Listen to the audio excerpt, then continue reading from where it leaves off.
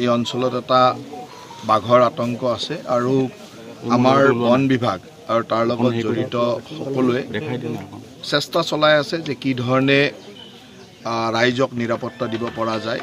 নিশ্চয়কৈ 4-5 জন লোক আহত হৈছে যদিও এতিয়ালৈকে বাঘৰ সম্পূৰ্ণ ক'ত গৈ আছে কি গৈ আছে গোটেইখিনি তথ্য বন বিভাগে সুন্দৰভাৱে আহৰণ কৰিব পাৰিছে। আৰু যেহেতু এইটো যথেষ্ট ঘন বাহনী বাৰী গতিকে ইয়াত তৎক্ষণাত ভিতৰত সোমাই যায় আৰু সন্ধিয়া এটা সময়তে ওলায়।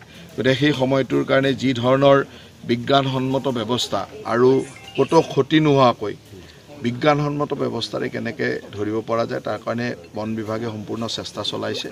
আৰু ময়ো মাননীয় মুখ্যমন্ত্ৰী ডাঙৰীয়াৰ নিৰ্দেশত ইয়ালৈ আহিলোঁ ইয়াৰ ৰাইজক আশ্বস্ত কৰিবৰ কাৰণে। আৰু বন বিভাগে লগতে বিভাগসমূহে যাতে সক্ৰিয়তাৰে কাম কৰি অতি শীঘ্ৰে ৰাইজক নিৰাপত্তাৰ কামখিনি কৰি দিব কাৰণে। এইটো খেতিৰ বতৰ গতিকে ৰাইজে খেতি বাতি কৰাৰ সময়তো কিছু অসুবিধাৰ সৃষ্টি হৈছে বা এই অঞ্চলটোৰ যিটো পৰিৱেশ সেই পৰিৱেশতো ৰাইজ অলপ হ'লেও সন্ত্ৰাসিত হৈ আছে। গতিকে সেই পৰিৱেশটো কেনেকৈ নোহোৱা কৰিব পাৰি তাৰ কাৰণে মই মাননীয় মুখ্যমন্ত্ৰী ডাঙৰীয়াৰ নিৰ্দেশত ইয়ালৈ আহি গোটেই বিভাগসমূহক বিশেষকৈ বন বিভাগৰ লোকসকলক লগ পালোঁ।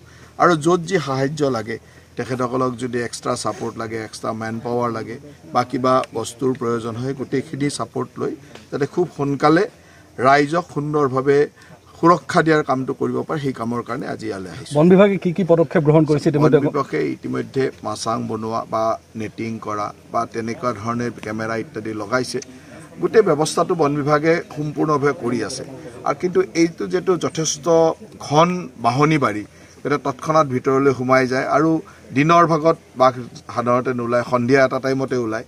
গতিকে ড্ৰোন পিকচাৰ দিও লৈছে আৰু তেখেতসকলে পুৰা নিৰীক্ষণত ৰাখিছে। মই ভাবোঁ যে খুব সোনকালে বন বিভাগে নিজৰ কামখিনি কৰিব। আপুনি বন বিভাগৰ সৈতে আলোচনা কৰিছে অতিৰিক্ত কোনো নিৰাপত্তাৰক্ষী বা তেনেকুৱা প্ৰয়োজন আছে বুলি বন বিভাগৰ আমাৰ MK যাদৱ ডাঙৰীয়া মোৰ লগত আহিছে আৰু ইয়াত থকা যিসকল বন বিভাগৰ ব্যক্তি আছে তেখেতসকলৰ লগত আমি আলোচনা কৰিলোঁ। আৰু অতিৰিক্ত মানুহৰ যদি প্ৰয়োজন আছে তেখেতসকলক কোৱা হৈছে বিভিন্ন ওচৰৰ ডিভিজন আছে তাৰ পৰা লৈ আহিব।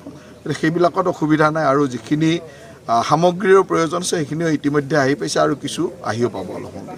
কিন্তু বিগত 16টা দিনে ইয়াত আতংক সৃষ্টি কৰিছে কিন্তু বন বিভাগ যে বিফল হৈছে এইটো ঠিক এনেকুৱা নহয়। কাৰণ এটা জীয়া বাঘ তাক জীৱনতে ধৰিব লাগিব।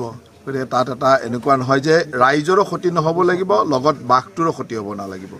গতিকে দুইটা বস্তুৱে চাব লাগিব। আৰু আমাৰ কাৰণে এটা বনাঞ্চলৰ আপুৰুগীয়া সম্পদ। গতিকে তাক আমি এনেকুৱা নহয় যে যেনি তেনি ধৰিব পাৰোঁ যেনি তেনি কৰিব পাৰোঁ। নিশ্চয়কৈ তাক যথেষ্ট চেষ্টা চলাই থকা হৈছে আৰু মই ভাবোঁ যে 2 এদিনতে ইয়াৰ সুন্দৰ সমাধান এটা ওলাব। যিকেইজন লোকে আঘাতপ্ৰাপ্ত হৈছে তেওঁলোকে চৰকাৰী চিকিৎসাৰতো কোনো অসুবিধা হোৱা নাই। চিকিৎসা সুন্দৰভাৱে হৈছে আৰু তেনেকুৱা আঘাতপ্ৰাপ্ত মানে এনেকুৱা নহয় যে আমাৰ এজনটো আমাৰ ষ্টাফৰ ফৰেষ্টৰে মানুহ আৰু আমাৰ সেইখিনি চিকিৎসাৰ ক্ষেত্ৰত কোনো অসুবিধা নাই।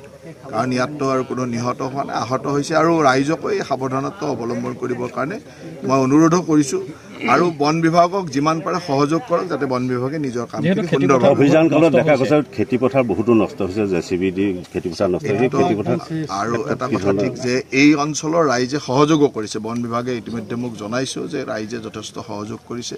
স্থানীয় ৰাইজে সকলো তথ্য দি আছে কাৰণে সুবিধা হৈছে।